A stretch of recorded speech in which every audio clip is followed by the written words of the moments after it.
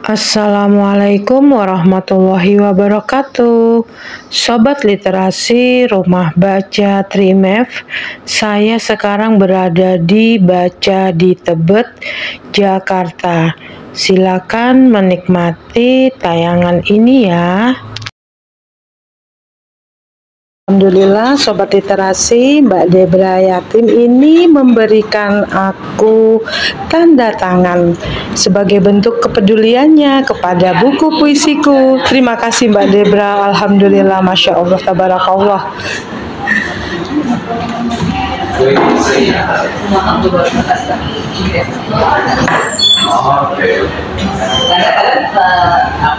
Mengembangkan satu pembahasan itu juga dari mana-mana gitu. Tanggal 20 November. Kok kebetulan sekali saya bisa. Alhamdulillah, terima kasih Mbak Debra.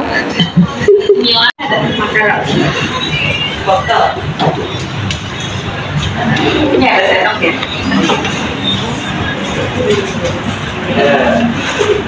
Saya lupa bawa sambal. Tadi bisa mencuri dari kuenya Oli. Tadi sudah sedikit dijelaskan Kak Olin kalau saya dari RRN Kolektif atau itu singkatan dari Rise Reclaim Indonesia. Kemudian saya juga salah seorang pembuazin. Kemudian pada hari ini saya akan menjadi moderator untuk diskusi buku dari teman-teman kita yang mungkin sudah tidak asing lagi di antara kita semua. Jadi yang pertama ada Kak Olin Montero, mungkin boleh tangan dulu. Tangan dulu. Olin dulu ya kayaknya. Oke. Santai, sama aja. Dari sini sebelah sana ada Kak Debra Yatim. Halo. Kemudian di tengah ada Kak Bagus Adi Saputra. Tepuk tangan juga untuk Kak Bagus. Dan saya sebut tadi udah ya nama saya loh. Oke, sebelum kita mulai mungkin saya akan membacakan sedikit profil mengenai teman-teman bicara pada sore hari ini. Malam udah mau malam aja. Oke, dari sebelah sana ada Mbak Debra Yatim, yaitu seorang wartawan dan pelatih penulisan yang hobinya adalah menulis puisi. Ia gemar terlibat dalam diskusi mengenai sastra dan saat ini tengah menekuni bidang kajian film. Kemudian ada Kak Bagus, yaitu seorang penyair dan pendiri Ubud Book Club. Dan ada Kak Olin Montero, seorang penulis, aktivis feminis, kemudian seorang konsultan isu gender dan juga produser dokumenter serta menerbitkan beberapa buku. Ia sudah menjadi aktivis sejak 1997 dan pernah bekerja di film, organisasi perempuan dan kemudian mendirikan beberapa jaringan. Oke, selanjutnya mungkin kita akan sedikit ngobrol mengenai karena topiknya tentang buku. Ya boleh silahkan minum kalau udah silakan. Makasih. Ya. Oke, apa kabar Kak Olin, Kak Bagus, Mbak Debra? Saya bingung manggilnya apa nih kira-kira? Debra aja, nggak apa-apa ya. Oh iya. Oke, Mbak Olin boleh ya. Kemudian mau panggil apa nih Kak? Bagus aja. Oke, siapa tahu ada panggilan khusus gitu ya. Baik. Nah, jadi karena kita topiknya mengenai buku dan kita awal mula suka dengan buku, dari buku yang paling pertama yang masih diingat sampai sekarang itu kira-kira buku.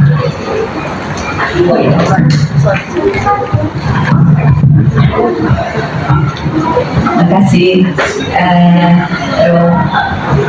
Buku pertama yang saya baca novel tebal, bangga banget saya baca. Buku tidak ada gambarnya. Namanya Heidi, ditulis oleh seorang perempuan Johannes Fahri. Sampai hari ini saya merasa sangat berdosa kalau buang sampah ke jalanan gara-gara buku itu. Jadi saya kira kita memang dibentuk oleh bacaan kita, tidak bisa dipungkiri. Jadi apa yang menyentuh pikiran kita paling awal ternyata bukan kata-kata nenek, bukan kata-kata ayah atau ibu, tapi adalah kata-kata yang ditulis.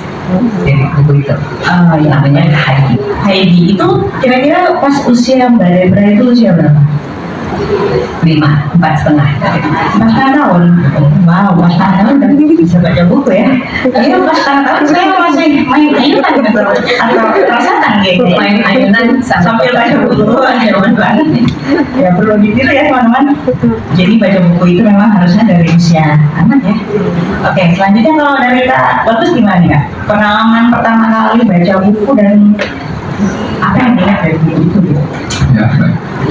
Jadi pertama-tama selamat sore teman-teman semua dan juga buat Kanti sebagai yang punya baca di tempat. Terima kasih sudah kesempatan bisa ada di sini dan bisa jawabin. Terima kasih banyak. Ini sebuah kehormatan buat saya bisa duduk di sini dan juga isi acara argumen dan tentu saja untuk duduk di sebelah Madebra ini hal yang saya tunggu udah setelah dari buku yang lalu sih. Kalau sebenarnya kalau saya merasa soal baca buku, saya yakin kita semua di sini pecinta buku, pembaca.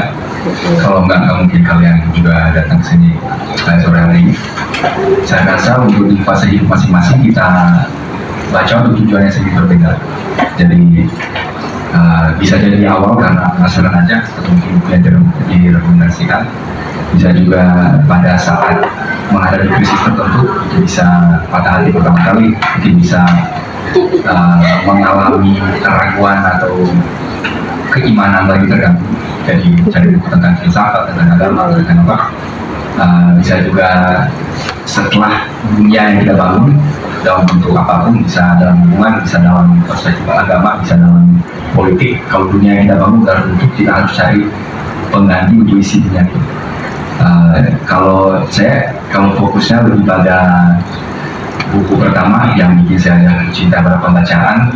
Saya waktu kecil dibacain dongeng-dongeng banyak sama ibu, dari Hans Christian Andersen, dari ibu saya dari Finlandia, bapak saya dari Finlandia. Jadi Hans Christian Andersen juga dari Saudara Grimm, ada juga dari Timur, ada Mahabharata, Ramayana, Kisah Krishna.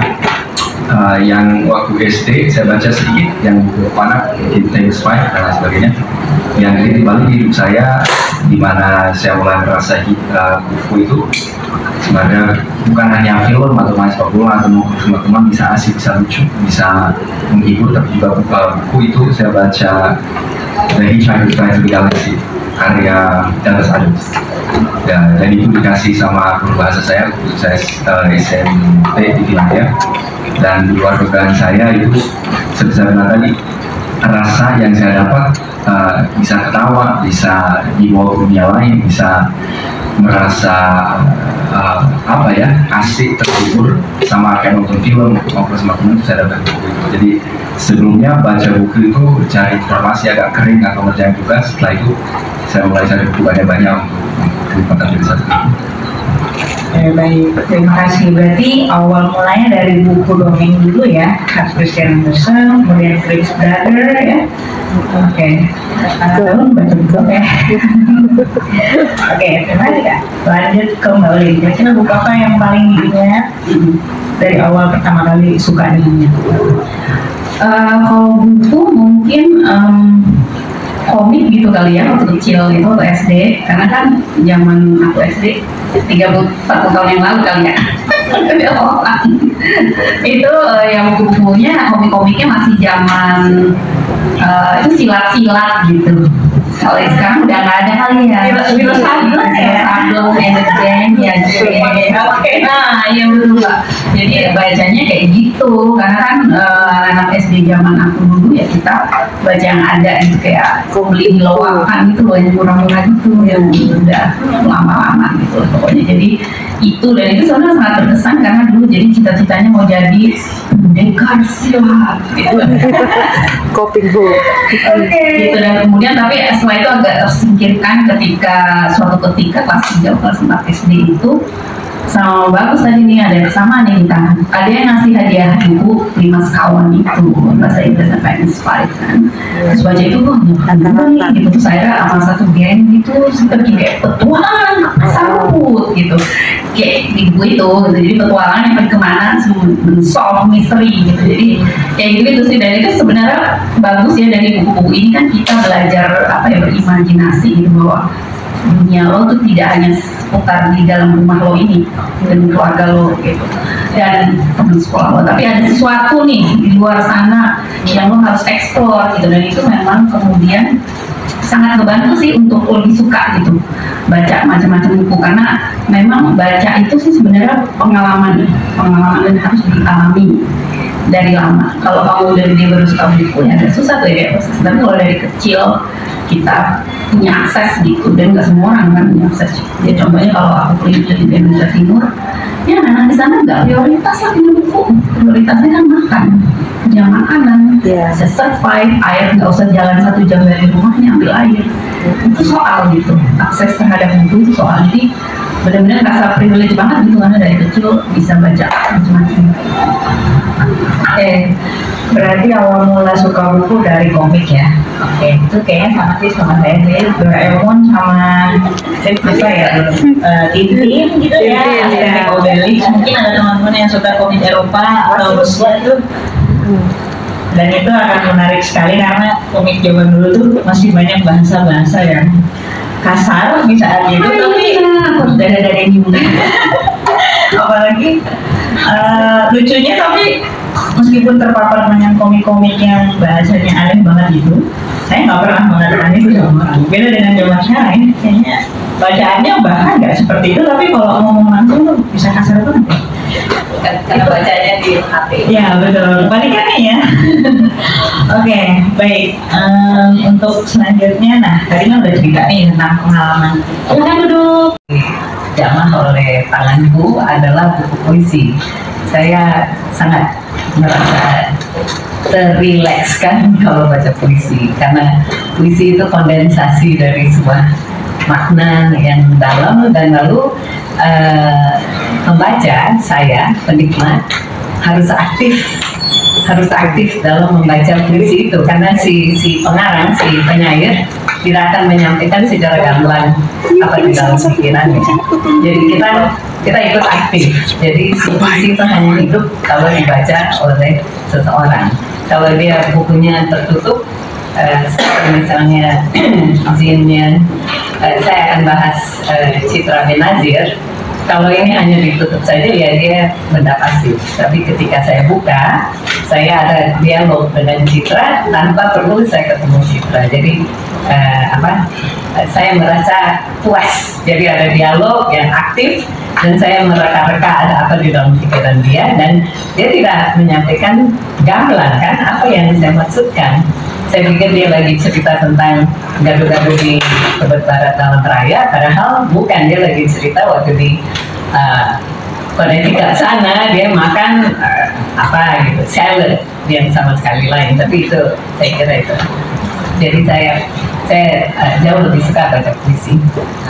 Oke, baik. Berarti kalau Mbak Debra senang puisi karena puisi itu bikin kita jadi lebih aktif untuk berdialog dengan penulis penyairnya gitu ya. Oke. Nah, teman-teman di sini mungkin juga banyak yang suka puisi. Nanti boleh loh. Coba tahu nanti akhir diskusi teman-teman. Banyak hal tentang bagaimana waktu tidak bisa diputarbalikkan, bagaimana masa emas di kehidupan kita tidak bisa dikembalikan, tidak berjuang keras apapun, juga tentang mencintai nasib atau keniscayaan beberapa hal tertentu dalam hidup kita. Jadi kalau seperti Basil Howard di karya lukisan Dorian Gray, kalau dia bilang dia agak enggan menunjukkan lukisan Dorian Gray kepada publik karena dia bilang itu mengungkapkan kenyataan atau fakta terlalu besar.